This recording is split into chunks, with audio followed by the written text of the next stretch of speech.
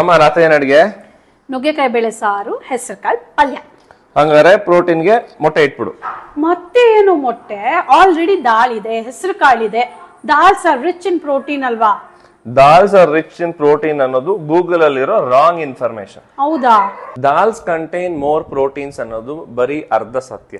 ಪೂರ್ತಿ ಸತ್ಯ ಏನಪ್ಪಾ ಅಂದ್ರೆ dals contain more proteins as compare to cereals. Cereals ಅಂದ್ರೆ ಅಕ್ಕಿ, ಗೋಧಿ ಮುಂತಾದ ಧಾನ್ಯಗಳು. 100 ಗ್ರಾಮ್ ಬೇಳೆ ಕಾಳುಗಳನ್ನ ತಗೊಂಡ್ರೆ ಅದರಲ್ಲಿ 15ರಿಂದ 25 ಗ್ರಾಮ್ನಷ್ಟು ಪ್ರೋಟೀನ್ ಇರುತ್ತೆ. ಆದ್ರೆ ಅದೇ ಬೇಳೆ ಕಾಳುಗಳಲ್ಲಿ 30ರಿಂದ 40 ಗ್ರಾಮ್ನಷ್ಟು ಕಾರ್ಬೋಹೈಡ್ರೇಟ್ ಇರುತ್ತೆ. ಅಂದ್ರೆ ಪ್ರೋಟೀನ್ಗಿಂತ ಕಾರ್ಬೋಹೈಡ್ರೇಟೇ ಹೆಚ್ಚಿರುತ್ತೆ. ಈಗ ಬೇಳೆಕಾಳುಗಳಲ್ಲಿ ಒಂದು ವೇಳೆ ಪ್ರೋಟೀನ್ ಇದೆ ಅಂತಾನೆ ಅನ್ಕೊಳ್ಳಿ, ಆದರೆ ಕ್ವಾಲಿಟಿ ಆಫ್ ಪ್ರೋಟೀನ್ ಬಂದ್ಬಿಟ್ಟು ತುಂಬಾ ಕಡಿಮೆ. ಮೊದಲನೇದು ಬಯೋ ಅವೈಲಬಿಲಿಟಿ, ಅಂದ್ರೆ ಈಗ 10 ಗ್ರಾಮ್ ಪ್ರೋಟೀನ್ ನೀವು ತಿಂದ್ರೂ ಅದರಲ್ಲಿ 50% ಮಾತ್ರ ನಿಮಗೆ ದಕ್ಕತ್ತೆ. ಹಾಗೂ ಅದರಲ್ಲಿ ಎಲ್ಲಾ ಎಸೆನ್ಷಿಯಲ್ ಅಮೈನೋ ಆಸಿಡ್ ಇರೋದ್ರಿಲ್ಲ, ಮತ್ತೆ ಮೆಥಿಯೋನಿನ್ ಅನ್ನೋ ಅಮೈನೋ ಆಸಿಡ್ ಡೆಫಿಷಿಯಂಟ್ ಆಗಿ ಇರುತ್ತೆ. ಸೊ ನಿಮಗೆ ಪ್ರೋಟೀನ್ ಸಿಂಥಸಿಸ್ ಆಕ್ಚುಲಿ ಆಗೋದಿಲ್ಲ.